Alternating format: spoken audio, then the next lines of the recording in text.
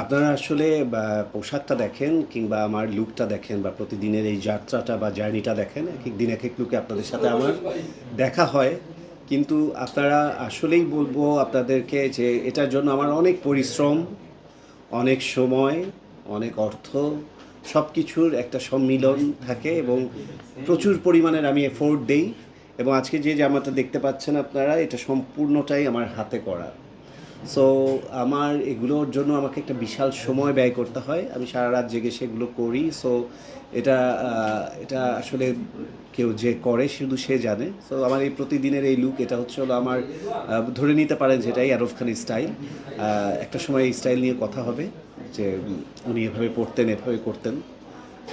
তো আমার কাছে মনে হয় যে একটা মানুষকে যদি মিডিয়া বলেন, অডিয়েন্স বলেন, দর্শক বলেন, পছন্দের কাতারে থাকতে হয়, তাকে দর্শকদেরকে কি বলে বোরিংনেস আনা যাবে না। তাদেরকে প্রতিদিন নতুন নতুন কিছু দিতে হবে, সেটা কাজ হোক, সেটা লুক হোক, প্রতিটা ফুটস্টেপ, প্রতিটা পদচারণা নতুনত্বের ছোঁয়া দিতে হবে। আর আমি যেহেতু ফ্যাশন ইন্ডাস্ট্রির মানুষ, ফিল্ম ইন্ডাস্ট্রির মানুষ, তো এই জায়গাটায় যদি আমি এক ধাপ এগিয়ে না থাকি এবং কিছু একটা নতুন ক্রিয়েশন না দেই বা আলাদা সবার থেকে একটু বৈচিত্র্য বা বৈশিষ্ট্যের না হয়ে থাকি, তাহলে তা আসলে দর্শক আমার কাছ থেকে বঞ্চিত হবে। আমার নিজেদের যে বাড়ি, বাবার বাড়ি, তো সেখানে আসলে আমার স্টক সব কিছু পোশাক আশাকের, তো সেটার জন্য আমার আলাদা তো ডেফিনেটলি, যেহেতু আপনারা বুঝাই যায় এটা যেহেতু এত পোশাক আশাক, এটা তো আসলে এক ঘরের ভিতরে বা একটা আলমারি বা দুটো আলমারি বা এটাতে আসলে কভার করা পসিবল না। সেটা রাখার জন্য তো ডেফিনেটলি আমার আলাদা বাসা বা আলাদা রুম, আলাদা একটা কক্ষর প্রয়োজন অবশ্যই আছে। তো সেটা সবার মতো আমারও আছে এবং জুতার সংখ্যা, জামার সংখ্যা আসলে এগুলো কখনো গোনা হয় না। তবে অসংখ্য, মানে এটা আসলে আমি গুণে কখনোই গুনিনি আসলে।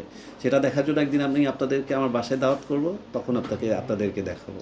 আমার এই পোশাকগুলো আসলে বিষয়টা কি আছে যে আমার যে পোশাকগুলো আমি যেগুলো আমি রেগুলার চলমান বা ক্যাজুয়াল পোশাক বা ট্রেন্ডি বা যেগুলো মানে রেগুলার সবার মতো, যেটা আর কি শার্ট প্যান্ট বা পাঞ্জাবি, যেটা আমার সাথে যায় বা কারোর সাথে মেজারমেন্টে যায়, তার সে অফিস করতে পারবে, সে খেলার মাঠে খেলতে পারবে, সে একটা শপিংয়ে যেতে পারবে বা সে একটা কলেজ ইউনিভার্সিটিতে যেতে পারবে, আমি তাদেরকে বেস করে বুঝিয়ে যার কাছে মনে হয় যে তাকে দিলে জিনিসটা সে পড়বে এবং উপকার হবে, আমি তাদেরকে দিয়ে দিই।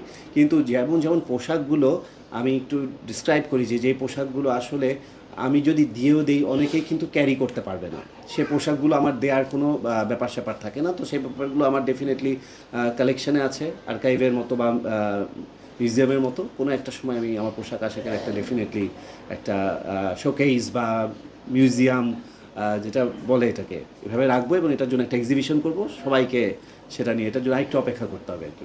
ডেফিনেটলি আমার দুটো শোরুম আছে, কিন্তু আমার শোরুমগুলো আমি এই মুহূর্তে স্থগিত রেখেছি, কারণ আমি রিসেন্ট টাইমে গত এক বছর টোটালটাই আমি আমার স্কুলকে, গ্রুমিং স্কুলকে নিয়ে অনেক বেশি সময় দিয়েছি এবং দিচ্ছি। সে কারণে আমার ওই শোরুমগুলোতে আমার সেভাবে পদচারণা কম, কিন্তু আমাকে আমার অনলাইনে আমার রেগুলার অর্ডার আসছে, এবার ঈদেও এসছে, সেগুলো আমার সেল চলছে, অর্ডার চলছে আমার ডিজাইনের পোশাকে। এবারেও অনেকে ঈদের পোশাক কিনেছে। সো সেটা চলছে। আমার দুটো ব্র্যান্ড, একটা হচ্ছে অটোগ্রাফ এবং একটা হচ্ছে রয়্যাল রেওয়াজ। অটোগ্রাফে হচ্ছে হলো আপনাদের হচ্ছে ট্রেন্ডি ফ্যাশনেবল পোশাক আশাক এবং যত নায়ক নায়িকাদের পোশাক বলেন, ফিল্মের পোশাক বলেন, যেগুলো কস্টিউম করতে হয় আমাদেরকে, ওটাতে পাওয়া যাচ্ছে। আর রয়্যাল রেওয়াজ পুরোটাই আমার হচ্ছে ব্রাইডাল সেট, ওখানে সব ব্রাইডাল বউদের, জামাইদের, মানে বিয়ের পুরো প্যাকেজটা ওই ব্র্যান্ডে পাওয়া যাবে।